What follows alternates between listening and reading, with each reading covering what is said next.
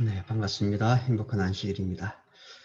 오늘 이 안식일 하나님의 성전을 찾아오신 모든 분들을 진심으로 안녕합니다. 오늘 또 여러 가지 형편으로 각 가정에서 예배드리고 있는 우리 대구 중동교회 믿음의 가족들에게도 하나님의 은혜와 축복이 이 시간 함께 하시기를 기원드립니다. 두 주 전이었습니다. 두 주 전에 침례반에서 성경 공부를 마치고 나왔더니 한 분이 저에게 이렇게 물었습니다. 목사님, 저희 아이가 저에게 이렇게 물었습니다. 엄마는 하나님을 믿어요? 예수님을 믿어요? 라고 물었는데 제가 당황해서 답변을 못했습니다. 우리는 하나님을 믿습니까? 아니면 예수님을 믿습니까? 라고 물었습니다. 여러분 어떻습니까? 우리는 하나님을 믿는가요? 아니면 예수님을 믿는가요? 아마도 여기에 대한 답변이 될 수 있을지 모르겠습니다. 요한복음 14장 1절에 너희는 마음에 근심하지 말라. 하나님을 믿으니 또 나를 믿으라. 라고 예수님께서 말씀하셨습니다. 결국은 요한복음 14장 1절에 있는 말씀을 보게 되면 우리는 하나님을 믿고 있고요. 그 다음에 또 나를 믿으라. 예수님을 믿고 있는 것 같습니다. 아마 이 질문의 요점은 삼위일체 하나님과 관련된 것이 아닐까라고 생각되어집니다. 그래서 오늘 이 시간에 하나님을 믿어요? 예수님을 믿어요? 라고 했던 그 어린 나이의 어머니 향한 질문에 대한 조그마한 답변이 될 수 있을지 모르겠습니다만 오늘 삼위일체 하나님과 관련된 내용을 다뤄보도록 하겠습니다. 사실은 이 주제는 굉장히 포괄적이고 또 광범위하고 또 AD 325년 니케아 종교회의로부터 시작해서 오랜 세월들 동안 어쩌면 지금까지도 이해되어지지 않고 결정되어지지 않는 어떤 한 주제를 다루려고 합니다. 이 주제가 너무 포괄적이고 넓어서 다루기는 힘들겠지만 가장 일반적이면서 또 우리가 삼위일체와 관련되어져서 이해되어야 할 부분들만 함께 다루는 시간이 되었으면 좋겠습니다.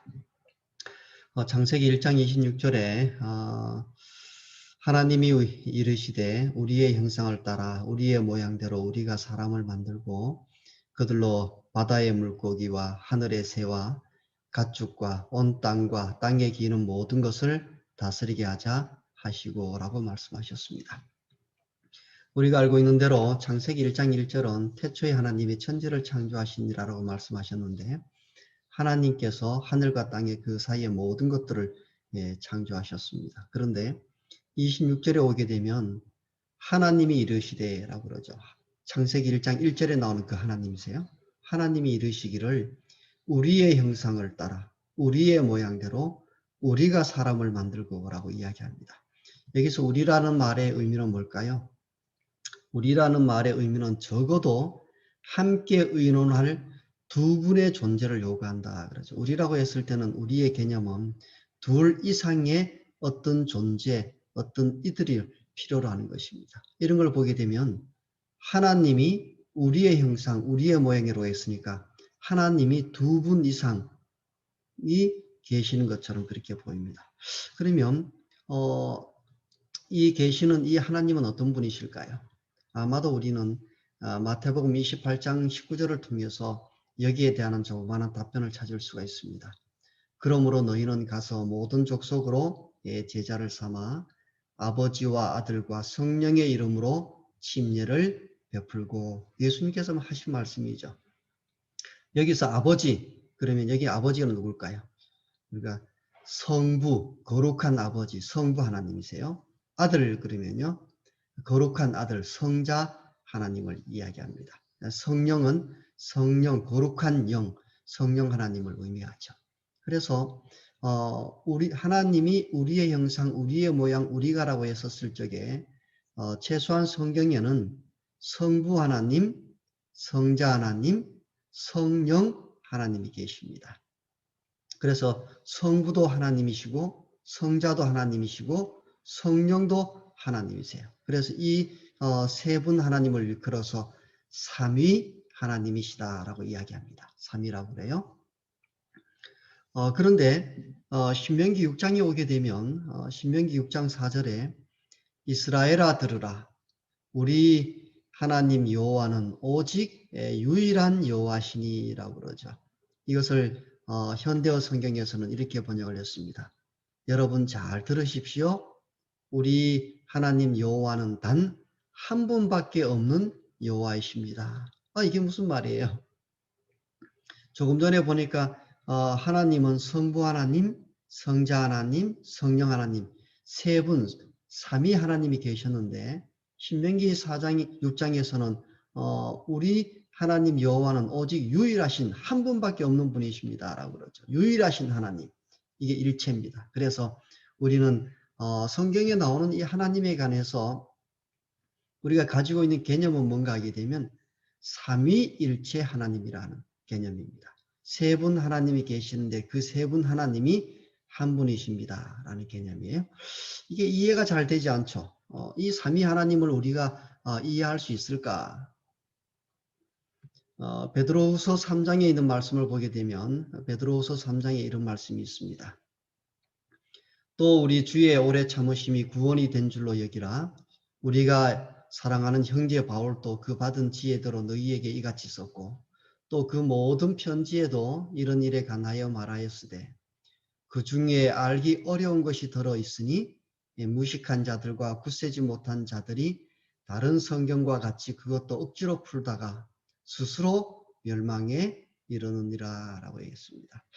성경은 하나님의 계시고 하나님께서 우리에게 주신 말씀이긴 합니다. 그러나 성경 가운데 사도 베드로는 특별히 사도 바울이 쓴 하나님의 말씀 성경 가운데 그 중에 알기 어려운 것이 들어있으니 라고 얘기합니다.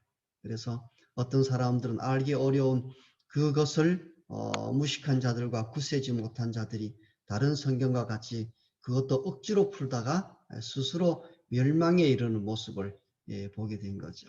어쩌면 삼위일체 하나님과 관련되어져서 우리가 성경을 통해서 삼위일체 하나님을 설명하라고 한다면 그 중에 알기 어려운 것이 들어있으니라고 했던 그 알기 어려운 것 가운데 한 가지가 삼위일체 하나님과 관련된 내용입니다. 세 분 하나님이 계시는데 그분은 유일하신 하나님, 일체의 하나님이시다라는 것은 사실은 우리 인간의 이성으로는 참 이해하기 어렵습니다. 하나님은 무한하신 분이시고 우리는 유한한 존재죠. 유한한 존재가 무한하신 하나님의 존재 방식을 다 이해한다라는 것은 쉬운 일이 아니라고 생각되어집니다. 그러면 언제 이 삼위일체 하나님을 온전히 우리가 이해할 수 있을까? 고린도전서 13장에서는 나 비록 지금은 알고 있는 것 모두 다 몽롱하고 흐리나라고 그러죠. 오늘 이것을 삼위일체 하나님과 관련되어져 설명한다면 우리가 삼위 되신 하나님이 한 분이란 이 사실을 우리가 알고 있기는 한데 이것은 모두가 다 몽롱하고 흐리나 우리가 지금은 이것을 희미하게 알고 몽롱하게 알고 확실하게 알지 못하지만 그날이 오면 그날이 언제일까요? 예수님이 재림하시고 우리가 하늘에 가게 되면 하나님이 계시는 그곳에 이르게 되면 하나님께서 우리 마음을 꿰뚫어 보시듯 모든 것을 분명히 알 수 있습니다. 지금은 우리가 희미하게 알고 있고 몽롱하게 알고 있는 이 일에 관해서 우리가 예수님이 재림하시고 하늘에 가게 되면 모든 것을 분명하고 확실하게 알게 될 것이다 라고 이야기하고 있습니다.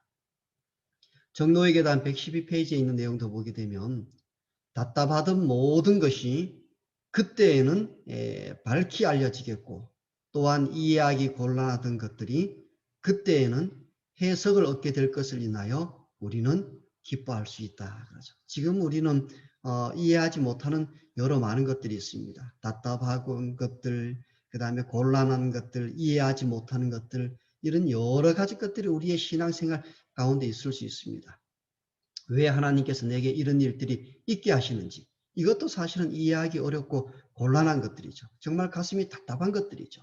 그러나 그때 예수님께서 재림하시고 우리가 그분을 만나게 되면 이 모든 것들이 밝히 알려지겠고 그 다음에 해석을 얻게 될 것을 인하여 우리는 기뻐할 수 있을 것이다 라고 하이프인이 이야기하고 있습니다. 이것이 아마 좋은 예는 될 수 있을지 모르겠습니다만은 한 번은 양양 솔비치에서 대학 삼육대학 교수 협의회가 있었습니다. 양양 솔비치에 있을 때 그때 강사로 오신 분이 누군가 하게 되면 전에 동중한합 회장을 역임하셨던 엄보성 목사님께서 그때 오셔서 교수협의회 강사를 하셨었는데요. 그때 주었던 그 말씀 가운데 아직도 저희 마음 가운데 기억이 되고 있는 한 이야기가 있습니다. 아마 엄보성 목사님의 친구 가운데 한 분이 영국에서 유학을 하셨던 것 같아요. 영국에서 유학을 하셨는데 60년대죠. 60년대인데 유학을 하고 돌아와서 이제 같이 만나서 이야기하던 가운데 수세식 화장실에 관한 이야기를 하는 것입니다. 영국인들은 우리나라처럼 저기 가서 뒷간에 가서 볼일을 보는 것이 아니고 집안에서 볼일을 본다. 이렇게 얘기할 거예요. 엄보성 목사님 깜짝 놀란 거죠. 아니 집안에서 볼일을 보면 어떻게 될까요? 냄새가 나고 그걸 더러워서 그걸 어떻게 하는 거냐. 그래서 야, 영국 사람들은 도대체 뭘 먹길래 그렇게 볼일을 봐도 냄새도 안 나나? 아니 냄새가 안 나도 그렇지 그것을 집안에다 놓게 되면 그걸 어떻게 해? 그랬더니 염려했더니 걱정할 필요 없어. 물이 와서 씻어줘 이렇게 하는 거예요. 그러니까 그 다음에 엄복성 목사님이 더 황당한 거예요. 아니 볼일을 보고 말이죠. 그 방 안에 볼일을 봤는데 그 다음에 물이 와서 씻어버리면 물을 부어버리면 어떻게 될까요? 그야말로 막 난장판이 되잖아요. 그죠? 친구가 이걸 설명을 해주기는 하는데 설명하면 할수록 더 복잡하고 이해하기 어려운 것입니다. 근데 사실 지금 이것을 이해하지 못하는 분이 있을까요? 없을까요? 아무도 없죠. 지금 우리가 그 수세식 화장실을 쓰고 있잖아요. 그죠? 집안에서 볼일 보고 그 다음에 물이 와서 그 모든 것들을 다 씻어가 버리죠. 그러나 60년대에는요. 엄보성 목사님에게는 그 친구가 설명하면 할수록 더 난해하고 더 어렵고 더 복잡해지는 거죠. 그러나 지금은 모든 것이 이해되어지잖아요. 그죠? 그와 같습니다. 우리가 지금은 하나님의 존재 방식이 어떻게 세 분 하나님이 계시는데 그분이 하나이신가에 관련되어져서는 설명하면 할수록 점점 복잡해지고 점점 이해하기 어려워지고 우리 가슴이 답답해질지 모르지만 언제가 되게 되면 우리가 예수님이 재림하시고 하늘에 가서 하나님이 계시는 그곳에 이르게 되면 그 이르는 순간에 하나님의 존재 방식 모든 것들이 삼위일체 하나님과 관련된 모든 것들이 분명하고 확실하게 우리에게 이해되어질 것입니다. 그럼 지금 우리는 이 삼위일체 하나님에 대해서 어떤 태도를 가져야 할 것인가? 신명기 29장 29절에 이미 모세는 우리에게 이런 기별을 주셨습니다. 감추어진 일은 우리 하나님 여호와께 속하였거니와 나타난 일은 영원히 우리와 우리 자손에게 속하였나니 이는 우리에게 이 율법의 모든 말씀을 행하게 하심이니라 라고 말씀하셨습니다. 여기 아주 중요한 두 개의 단어가 나옵니다. 첫 번째 단어는 뭔가 하게 되면 감추어진 일이 있습니다. 우리 인생에게 감추어진 것은 우리 하나님 여호와께 속한 것들입니다. 그래서 감추어진 것은 오묘한 것들입니다. 우리가 이해하지 못하고 깨닫지 못하는 것들이고 이것은 우리 하나님 여호와께 속한 것들이고 그 다음에 나타난 일, 우리에게 드러난 일은 영원히 우리와 우리 자손에게 속한 것입니다. 하나님께서 당신과 관련되어져서 감추어진 어떤 일들이 있고요. 하나님 그분과 관련되어져서 우리에게 보여주고 계시해주고 알도록 나타난 일들이 있습니다. 나타나고 알려진 것들은 그것은 영원히 우리와 우리의 자손들에게 주어진 것들입니다. 그래서 우리가 생각해 보셔야 됩니다. 하나님과 관련되어서 삼위 하나님과 관련되어져서 우리에게 나타난 것이 무엇인가 하는 것입니다. 하나님의 존재 방식은 우리가 알 수 없지만 하나님의 존재 방식은 우리에게는 오묘한 것이지만 하나님의 관에서 우리에게 나타난 것이 있는데 그것이 뭔가 하게 되면 우리를 구원하려는 인류를 구원하려는 이 구원의 사역에 있어서 세 분 하나님이 어떠한 일들을 하고 계시는가 하는 것은 우리에게 분명하게 성경에 나타나 있습니다. 그래서 삼위 하나님의 존재 방식은 우리에게 오묘한 것이라서 하나님께 속한 것이지만 우리가 훗날 하늘에 가서 알게 될 것이지만 지금 우리가 이 땅에서 분명하고 확실하게 우리에게 계시되어지고 알려진 것이 있는데 그것은 뭔가 하게 되면 이 인류의 구원을 위한 이 놀라운 큰 사역에서 세 분 하나님께서 어떠한 일들을 하고 계시는가 하는 것입니다.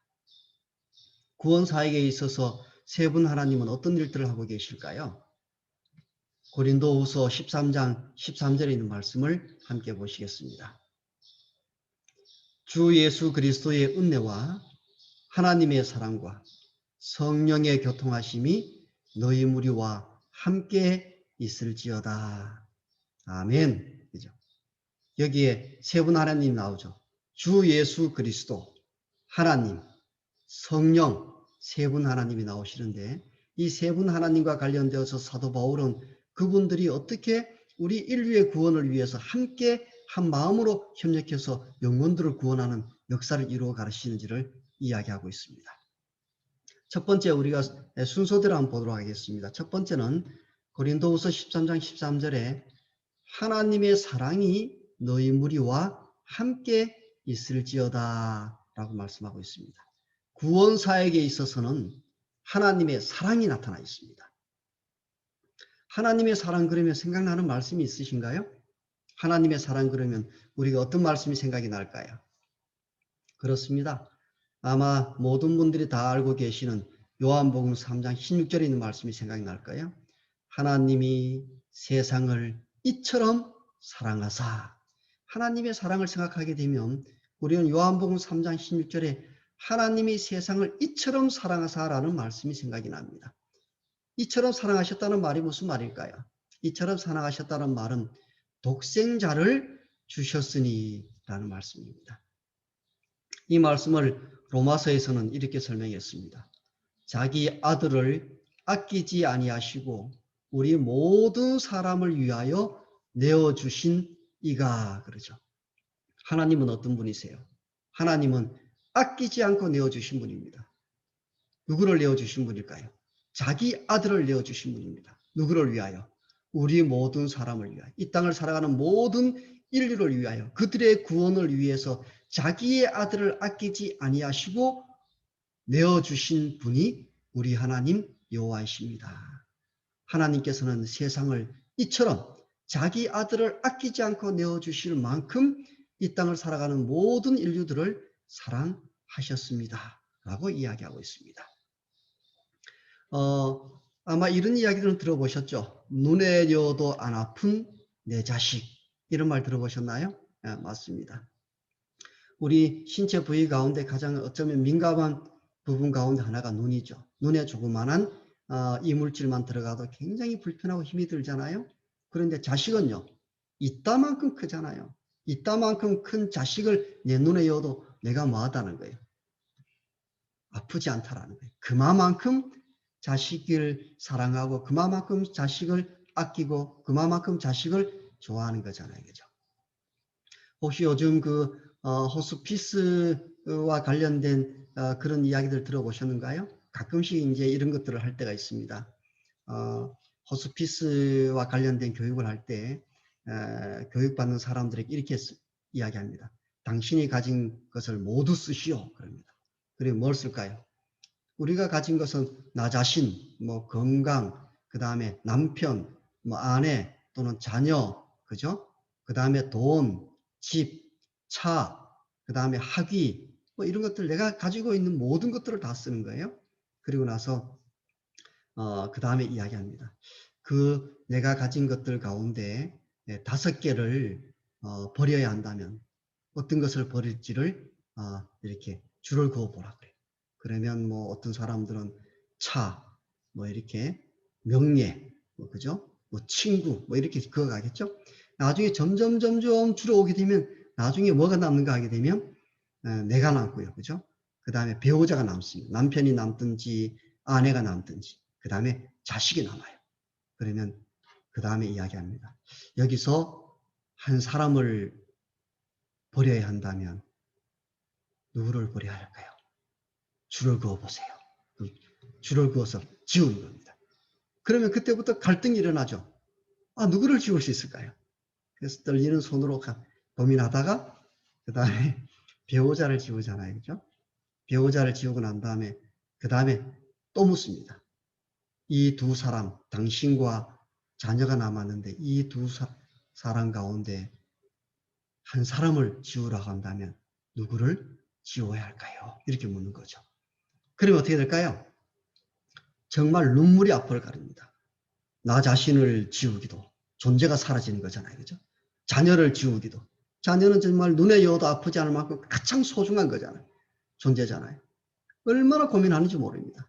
그러다가 눈물을 머금고 자기를 지우죠. 그 최후까지 남아있는 존재가 누군가 하게 되면 자녀입니다. 세상에 그 어떤 것을 봐도 바꿀 수 없는 존재가 누군가 하게 되면 자녀인 것이죠. 여러분 생각해 보셔야 됩니다. 이것을 곰곰이 생각해 보게 되면 하나님께서 우리를 구원하시기 위해서 당신의 아들을 아끼지 않고 내어주셨다는 것이 얼마나 하나님의 큰 사랑인지를 아셔야 됩니다. 하나님께서는 왜 어떻게 이렇게 큰 사랑을, 큰 희생을 치르셨는가? 이유는 간단합니다. 그를 믿는 자마다 멸망치 않고 영생을 얻게 하려 하심이라. 그로 말미암아 세상이 구원을 받게 하려 하심이라. 이 일을 통해서 하나님께서는 죄로 말미암아 죽을 수밖에 없었던 이 인류를 구원하시기 위해서 멸망시키지 않고 그들이 영원한 삶을 살아가도록 하시기 위해서 하나님께서는 당신의 아들 독생자를 아끼지 않고 우리를 위해서 내어주시기로 그분이 계획을 하셨습니다. 그래서 구원사에게 인류를 구원하려는 이 구원의 사역에 있어서 하나님의 사랑은 인류를 구원하려는 당신의 아들 독생자 예수 그리스도를 이 세상을 위해서 내어줌으로 인류에게 영원한 생명을 주기로 구원을 얻게 하기로 계획하셨습니다. 그래서 하나님의 사랑은 인류를 구원하는 이 구원의 사역에 있어서 구원의 계획을 세우게 하셨습니다. 하나님의 사랑의 결과입니다. 두 번째는 주 예수 그리스도의 은혜가 너희 무리와 함께 있을지어다 라고 했습니다. 구원 사역에 있어서 성자 하나님은 당신의 은혜를 우리에게 보여주셨습니다. 빌립보 4장 23절에 있는 말씀에도 은혜가 주 예수 그리스도의 은혜가 너희 심령에 있을지어다 그러죠. 예수 그리스도는 구원의 사역에 있어서 당신의 은혜를 보여주었습니다. 이 은혜란 뭘까요? 이 은혜라는 것은 에베소 1장 7절에 우리는 그리스도 안에서 그의 은혜의 풍성함을 따라 예수 그리스도는 우리에게 은혜를 베풀어 주셨는데 풍성한 은혜를 베풀어 주셨습니다. 은혜란 말은 이것을 받을 만한 가치가 없는 자들에게 조건 없이 베풀어 주신 하나님의 자비를 의미하고 있습니다.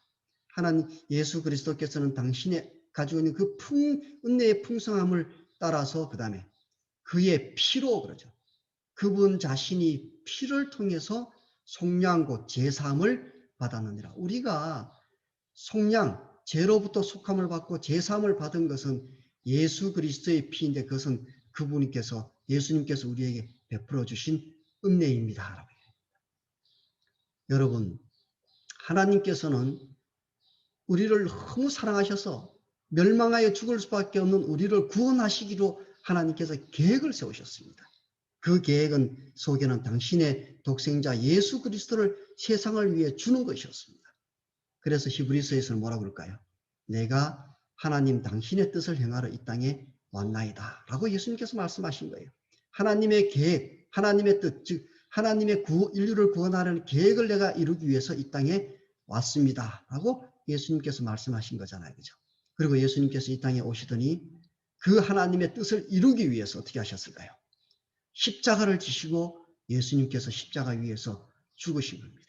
그 예수님께서 십자가에 달리시고 예수님께서 그 십자가에서 흘리신 피로 말미암아 우리를 어디에서 죄로부터 사단의 권세로부터 당신의 피를 인해서 값을 치르시고 우리를 다시 사서 죄 없는 삶, 죄로부터 용서받고 구원받는 삶을 살아가도록 하신 것입니다. 그래서 예수님께서 십자가 위에서 달리셨을 때 그분이 하신 가상칠언 십자가 위에서 하신 마지막 말씀 가운데 한 가지가 뭔가 하게 되면 다 이루었다라는 말씀입니다. 그죠? 여러분 생각해 보세요. 십자가에 달렸을 때 사탄은 거기에 있는 무리들을 동원해서 예수님을 이렇게 외치기를 십자가에서 내려오라, 십자가에서 내려오라 이렇게 합니다. 왜 사탄이 그 군중들을 통해서 예수님에게 십자가에서 내려오라고 얘기했을까요? 예수님께서 십자가에서 내려와서 우리를 위해서 피를 흘리지 않으면 하나님의 구원의 계획이 이루어지지 않습니다. 그래서 사탄은 그 무리들을 통해서 예수님을 어떻게 해서든지 간에 십자가에서 내려오도록 그렇게 유혹을 합니다. 예수님은요, 끝까지 그 십자가 위에서 인류를 위해서 하나님께서 계획하신 그 구원의 계획을 이루기 위하여 십자가를 지시고 당신의 피를 다 흘리시고 숨을 거두셨습니다. 그리고 그 숨을 거두실 때 뭐라고 그럴까요? 다 이루었다라고 말씀하셨습니다. 다 이루었다라는 말이 뭐예요? 예수 그리스도의 그 풍성한 은혜는 하나님께서 계획하신 인류를 구원하려는 하나님의 그 구원의 계획을 성취하신 것입니다. 그래서 드디어 인간들은, 이 땅을 살아가는 모든 인류들은 예수 그리스도를 통해서 구원을 받을 수 있는 기회가 생겨나게 된 거죠. 다시 우리가 하늘나라로 갈 수 있는 하늘나라의 문이 우리 앞에 활짝 열려지게 된 것입니다. 그죠? 그래서 예수 그리스도께서는 우리로 하여금 모든 인류들이 죽음에서, 사망에서, 사탄의 권세에서 벗어나서 영원한 생명으로 다시 하늘나라로 돌아갈 수 있는 길을 십자가 위에서 열어놓으셨습니다. 그분 자신이 십자가에서 창에 찔려 돌아가시면서 피를 흘리심으로 말미암아 우리로 하여금 다시 하늘을 가는 문을, 하늘나라로 돌아갈 수 있는 문을 열어놓으심으로 하나님의 구원의 계획을 성취하신 분, 그분이 예수 그리스도이십니다. 그런데 이것으로 끝나는 게 아니죠. 고린도후서 13장 13절에 보게 되면 성령의 교통하심이 너희 무리와 함께 있을지어다 라고 말씀하고 계십니다. 사실은 이 말씀은 우리가 잘 보게 되면 요한복음 3장 16절의 반영이라고 할 수 있습니다. 요한복음 3장 16절은 하나님이 세상을 이처럼 사랑하사 그 다음에 독생자를 주셨으니 하나님이 세상을 너무 사랑하셔서 인류를 구원하려는 계획을 세우셨습니다. 그리고 세상에 독생자를 주셨어요. 예수님께서 이 땅에 오셔서 그 하나님의 구원의 계획을 이루셨습니다. 그런데 그러면 하나님의 그 구원의 계획을 예수님께서 이루셨기 때문에 이 땅을 살아가는 모든 사람들이 다 구원을 받을 것인가? 그렇지 않습니다. 누가 구원을 받을까요? 이는 저를 믿는 자마다 멸망치 않고 영생을 얻게 하려 하십니다. 믿어야만 구원을 얻을 수 있습니다. 이 믿게 하시는 이 사역이 뭔가 하게 되면 이것이 성령 하나님의 교통하심입니다. 구원 사역에 있어서는 인류를 구원하려는 구원 사역에 있어서 성령 하나님은 어떻게 개입하고 어떤 일들을 이루어 가시는가? 성령 하나님께서는 우리 속에 들어오셔서 우리와 더불어 교통하심으로, 교통이란 말이 뭐예요? 오고 가는 것이잖아요. 그죠? 성령 하나님께서 우리 안에 들어오셔서 예수님께서 이루어 놓으신 그 구원이 오늘 우리 가운데 성취되도록 역사하시는 분이 그분이 성령 하나님이십니다. 성령의 교통하심을 예수님께서는 이렇게 설명하셨습니다. 요한복음 14장 26절 보혜사 곧 아버지께서 내 이름으로 보내실 성령 그가 너희에게 모든 것을 가르치시고 내가 너희에게 말한 모든 것을 생각나게 하리라. 그러죠. 여러분 이 말씀을 들으면 마음이 어때요? 저는 이 말씀이 굉장히 좋습니다. 왜냐하면 가끔씩 가다 제가 생각할 때가 있습니다. 그게 뭔가 하게 되면 제가 이때까지 봤던 책들을 정말 다 기억할 수 있으면 얼마나 좋을까. 그러면 정말 무궁무진한 어떤 지식을 사람들과 더불어서 나누면서 멋진 인생을 살 수 있을 것 같은데 아무리 봐도 어떻게 될까요? 요즘은 더 그렇습니다 같아요. 보는 족족이라고 그러죠. 보는 족족 다 잊어버리는 거잖아요. 그죠? 사라집니다. 그래서 책을 읽을 때마다 생각할 때가 있습니다. 내가 책을 읽어서 무슨 소용이 있나? 이렇게 기억도 못하고 다 잊어버리는데 그럴 때가 있습니다. 그런데 놀라지 마십시오. 우리의 뇌는 의식과 무의식으로 나눠져 있잖아요. 그죠? 의식이란 말은 기억나는 것들입니다. 무의식은요, 우리가 경험하고 읽고 배웠던 모든 것들이 기억이 되지 않는 것을 무의식이라고 그래요. 그런데 요한복음 14장 26절에 보게 되면 보혜사 성령 하나님께서 오시면 어떤 일이 있게 될까요? 그분이 우리의 뇌를 딱 건드리면 모든 것을 생각나게 하시리라. 그러죠. 우리가 배웠던, 들었던 설교 말씀, 읽었던 성경 말씀, 그죠? 배웠던 안교 교과의 내용, 이 모든 것들을 생각나게 해주시는 분, 그분이 성령입니다. 그리고 우리에게 모든 진리를 가르쳐 주시는 분입니다. 이렇게 진리를 그분께서 가르쳐 주게 되면 어떻게 될까요? 요한복음 16장 13절, 그가 너희를 모든 진리 가운데로 인도하시리니. 그래서 우리가 확연하게 분명하고 확실하게 모든 진리들을 깨닫게 됩니다. 이렇게 진리를 깨닫게 된 마지막 결과가 뭔 줄 아세요? 진리의 성령이 오시면 그가 나를 증언하실 것이요. 그렇죠. 우리가 성령 하나님을 통해서 모든 것이 생각나고 그분이 우리에게 모든 것을 가르쳐서 모든 진리 가운데로 우리를 인도하게 되면 우리가 누구를 만나게 될까요? 그가 나를 증언하실 것이요. 우리는 성령 하나님의 우리 안에서 교통하심을 통해서 우리 안에 역사하심을 통해서 예수 그리스도를 알게 되고 예수 그리스도를 믿게 되고 그래서 우리로 하여금 구원을 얻게 하는 놀라운 역사를 이루어 가시는 분, 그분이 성령 하나님이십니다.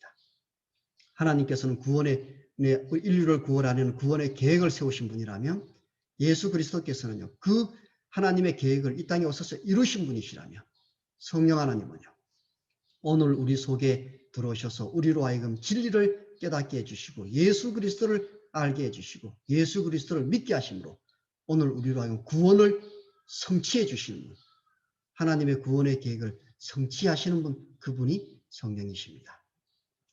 그래서 산상보험 131페이지에 있는 말씀, 그대가 하나님께 나가고 싶어하는 것은 그 다음에 성령께서 이끌고 계시기 때문이다. 오늘 우리가 예수 그리스도를 알고 믿게 되는 이 모든 것들이 뭐일까요? 성령 하나님께서 우리에게 역사하시고 성령 하나님께서 우리를 진리를 깨닫게 해주시고 진리 대신 예수 그리스도께서 우리를 이끌어 오셨기 때문에 예수 그리스도를 믿고 오늘 우리가 함께 이 자리에서 예배를 드리게 된 것입니다. 이 모든 일의 역사가 누구를 통해 일어났을까요? 성령 하나님을 통해서 일어났습니다. 정로의 계단 133페이지.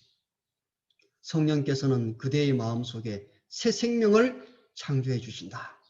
오늘 우리로 하여금 예수 그리스도를 믿고 구원을 얻게 하셨을 뿐만 아니라 성령 하나님은요, 우리 속에 역사하셔서 우리에게 새로운 생명, 새로운 마음, 새로운 정신, 새로운 의식을 창조해 주신 분입니다. 그래서 이 성령 하나님께서 우리에게 새로운 마음을, 새로운 생명을 창조해 주시면 어떻게 될까요?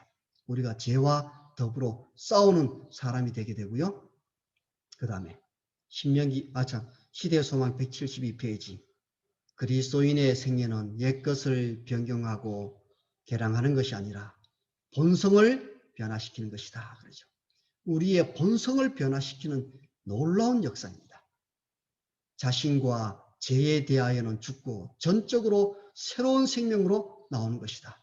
우리는 새로운 본성을 갖게 되고 새로운 생명을 갖게 되는 이런 놀라운 그리스도 안에 있어서의 변화는, 이런 변화는 성령의 효과적인 역사에 의해서만 이루어질 수 있다. 그러죠.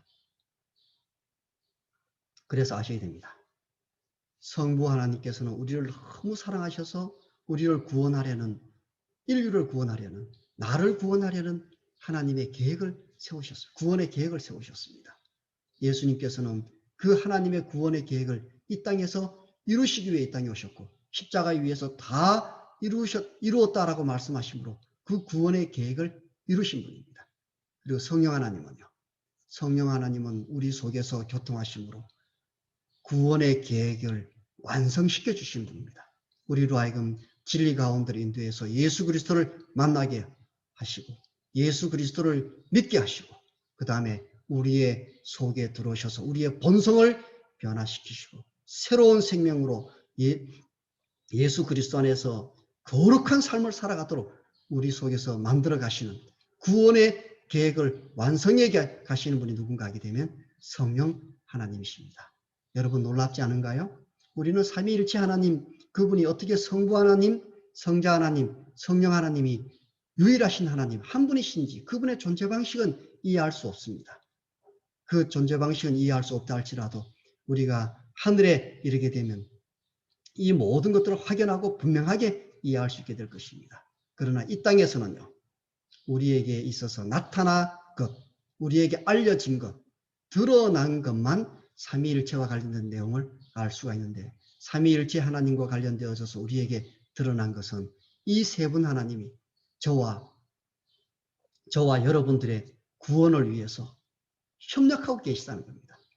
얼마나 놀라운 일인가요? 우리를 구원하시기 위해서 그 전능하신 세 분 하나님이 함께 힘을 모아서 우리의 구원을 위해서 사역하고 계시고 우리의 구원을 이루기 위해서 열심히 일하고 계시는 모습을 보게 됩니다. 우리 모두가 함께 이러한 세 분 하나님의 구원의 사역에 답해서 예수 그리스도를 믿고 구원받는 백성이 되셨으면 좋겠고, 우리가 하늘에 이르러서 이 세 분 하나님과 더불어서 함께 영원한 삶을 살아가는 중동교회 온 성도님들 되시기를 간절히 바랍니다.